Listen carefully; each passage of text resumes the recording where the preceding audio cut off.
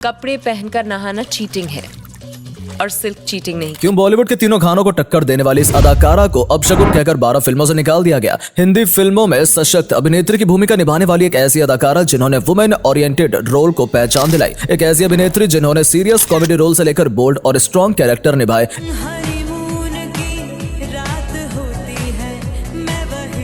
एक ऐसी अभिनेत्री जिन्होंने अपने धमाकेदार बॉलीवुड करियर में एक नेशनल अवार्ड और 7 फिल्म फेयर अवार्ड जीते। इसके अलावा इन्हें पद्मश्री से भी सम्मानित किया गया। लेकिन ये एक ऐसी अभिनेत्री हैं जिनके ड्रेसिंग सेंस को लेकर बहुत मजाक उड़ाया गया, जिनके मोटापे को लेकर बॉडी शेमिंग की गई और अपशगुन बोलकर इन्हें 12 फिल्मों से निकाल दिया गया। तो आखिर कौन है ये बॉलीवुड की अभिनेत्री? हम बात कर रहे हैं बॉलीवुड की बेहतरीन अदाकारा विद्या बालन की। क्या आप जानते हैं बॉलीवुड में डेब्यू करने से पहले Vidya Balan ad film industry में कई सालों तक काम कर चुकी थी। इन्होंने 90 से ज्यादा एड फिल्मों में काम किया, जिसके बाद इन्हें बॉलीवुड में डेब्यू करने का मौका मिला। 1 जनवरी 1980 को मुंबई में जन्मी विद्या बालन एक तमिल ब्राह्मण परिवार से है। विद्या बालन की एक बड़ी बहन है जिन्होंने विज्ञापन इंडस्ट्री में नाम कमाया, तो उनकी चचेरी बहन प्रियामणि चर्चित साउथ इंडियन एक्ट्रेस है। छोटी उम्र से ही विद्या बालन फिल्मों में करियर बनाने के बारे में सोचने लगी थी और शबाना आजमी और माधुरी दीक्षित से काफी प्रेरित थी। स्कूल के दिनों में इन्होंने पृथ्वी थिएटर जाकर कुछ एक्टिंग सीखना शुरू कर दिया था। इसी दौरान उनके कॉलेज में एक टीवी ऑडिशन का विज्ञापन लगा था। विद्या बालन पहुंच गई ऑडिशन देने और इनका सिलेक्शन भी हो गया और टीवी शो के 5 एपिसोड भी शूट हो गए। लेकिन ये सीरियल बीच में ही बंद हो गया और विद्या निराश हो गई। लेकिन विद्या ऑडिशन देती रही और एकता कपूर के सीरियल हम 5 में एक एक्ट्रेस को किसी वजह से सीरियल छोड़ना पड़ा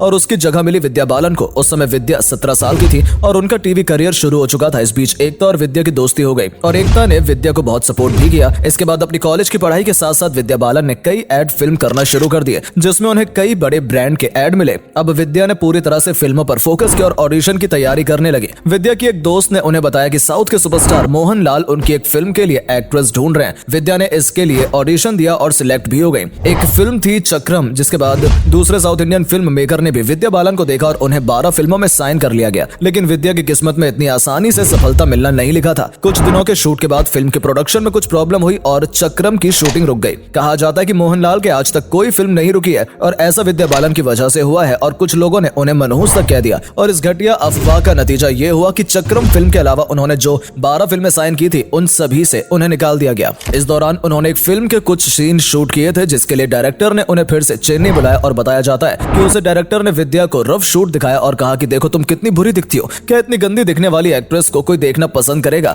इस बेइज्जती ने विद्या को हिलाकर रख दिया और अब उनका सेल्फ कॉन्फिडेंस गिरने लगा। विद्या बालन डिप्रेशन में चली गई और कई दिनों तक कमरे से बाहर ही नहीं निकली। लेकिन फिर उन्होंने हिम्मत जुटाकर और फिर से एक एड फिल्म की शूटिंग में बिजी हो गई। इस बीच उन्होंने प्रदीप सरकार के साथ कई एड फिल्म और म्यूजिक एल्बम में काम किया। इसी बीच उन्हें एक बंगाली फिल्म मिली और उनकी एक्टिंग की तारीफ की गई और प्रदीप सरकार इसी बीच परिणीता फिल्म बना रहे थे और इसमें विद्या को चांस दिया गया। इस फिल्म को विधु विनोद चोपड़ा निर्देशित कर रहे थे और आपको जानकर हैरानी होगी कि विद्या बालन को इस फिल्म के रोल के लिए 40 बार ऑडिशन देना पड़ा था, जो कि 6 महीने तक चले थे और उन्हें अलग अलग कॉस्ट्यूम में ऑडिशन देने पड़े थे। लेकिन विद्या हारी नहीं और हर बार ऑडिशन के लिए पहुंच जाती थी और इनके डेडिकेशन को देखते हुए विधु विनोद चोपड़ा ने इस रोल के लिए विद्या को ही फाइनल किया और ये फिल्म सुपरहिट रही और बॉलीवुड में इनकी शुरुआत हो चुकी थी।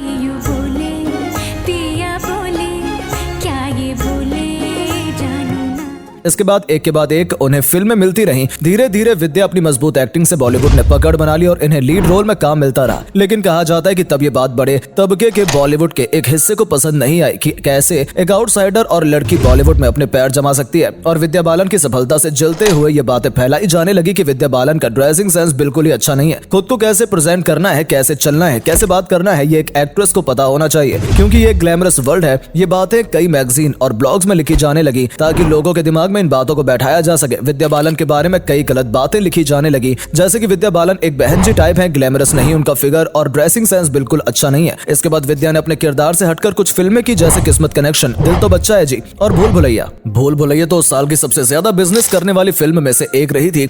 सिद्धार्थ, राजा को रानी से प्यार हो गया और इन्हें फिल्म फेयर का बेस्ट एक्ट्रेस का नामांकन भी मिला था। लेकिन इसके बाद विद्या बालन को मोटा बताकर उन्हें बॉडी शेमिंग की जाने लगी और उनके ड्रेसिंग सेंस को पॉइंट आउट किया जाने लगा। ऐसा भी कहते हैं कि किस्मत कनेक्शन फिल्म की शूटिंग के दौरान विद्या और शाहिद काफी करीब आ गए थे, लेकिन ये अफेयर ज्यादा दिन नहीं चला। लेकिन इस दौरान कुछ ऐसे फिल्म डायरेक्टर भी थे जो विद्या की एक्टिंग स्किल से इम्प्रेस थे और अपनी फिल्मों में कास्ट करते रहे। इन्हीं में से एक थे आर बाल्की, जिन्होंने अपनी फिल्म पा के लिए विद्या बालन को अभिषेक बच्चन और अमिताभ बच्चन के साथ साइन किया। इस फिल्म में विद्या बालन की एक्टिंग की खूब तारीफ की गई और उन्होंने लीक से हटकर काम किया, इसीलिए उन्हें सीरियस एक्ट्रेस की लिस्ट में शुमार किया जाने लगा। इस फिल्म के लिए उन्हें बेस्ट एक्ट्रेस का फिल्म फेयर अवार्ड भी दिया गया। बार बार अपनी ड्रेसिंग सेंस पर सवाल उठाए जाने के बाद विद्या ने अब साड़ी पहनना शुरू कर दिया था और किसी भी इवेंट और पार्टी में भी साड़ी में विद्या ग्रेसफुल नजर आती थी, जिससे उन्हें क्रिटिक्स का सपोर्ट मिलने लगा। 2010 में इन्होंने इश्किया फिल्म में काम किया और इस डार्क कॉमेडी फिल्म को देखने के बाद आलोचकों ने विद्या की एक्टिंग का लोहा मान लिया। सर छुपाने के लिए जगह इसलिए नहीं दी थी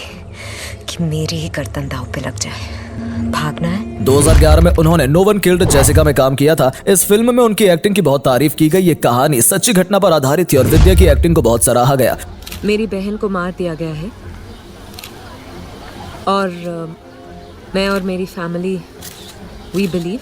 कहा जाता है कि इस फिल्म के निर्देशक सिद्धार्थ रॉय कपूर से पहली बार विद्या बालन की मुलाकात इसी फिल्म के दौरान हुई थी। सिद्धार्थ विद्या के बहुत बड़े फैन थे। दोनों मिले, डेट करने लगे और बात शादी तक पहुंच गई। पहले तो सिद्धार्थ की 2 बार शादी हो चुकी थी और दोनों ही बार डिवोर्स हो चुका था और इस बार उन्हें मिली विद्या और 2012 में उन्होंने शादी कर ली। शादी की चलती बातों के बीच में विद्या बालन की ऐसी फिल्म रिलीज हुई जिसने धमाका कर दिया और ये थी blockbuster film the dirty picture. इस फिल्म में विद्या ने अपने करियर का सबसे बोल्ड, सेक्सी और चैलेंजिंग रोल किया था, जिसे निभाना ज्यादातर हीरोइन के बस की बात नहीं था। इस फिल्म के सिल्क स्मिता के किरदार को निभाने के लिए उन्होंने 10 से 12 किलो वजन बढ़ाया था, लेकिन इस फिल्म में हद से ज्यादा एक्सपोज करने और वल्गर डायलॉग बोलने के लिए उनकी आलोचना भी की गई और कई कोर्ट केस भी किए गए। लेकिन इस फिल्म के आने के बाद विद्या ने उन लोगों के मुंह पर चाटा मार दिया था जिन्होंने इन्हें मोटा, भद्दा, बैड ड्रेसिंग सेंस और मनूस कहा था। कपड़े पहनकर नहाना चीटिंग है और सिर्फ चीटिंग नहीं करती। इस फिल्म के लिए उन्हें नेशनल अवार्ड मिला और सबका मुंह बंद हो गया। इसके बाद उनके करियर की बहुत बड़ी फिल्म आई कहानी, जो एक लो बजट की फिल्म थी लेकिन जबरदस्त कमाई कर गई। उसके बाद विद्या ने कहानी 2, हमारी अधूरी कहानी, घनचक्कर जैसी फिल्मों में काम किया। अब तक विद्या बालन अपनी एक्टिंग का दम दिखा चुकी थी कि उनकी तुलना बॉलीवुड के खान से की जा चुकी थी। एक बार एकता कपूर ने मजाक में कह दिया था कि विद्या बालन को अपना नाम विद्या बालन खान रख लेना चाहिए, तो विद्या ने हंसकर कहा कि नहीं, खान को अपना सरनेम चेंज करके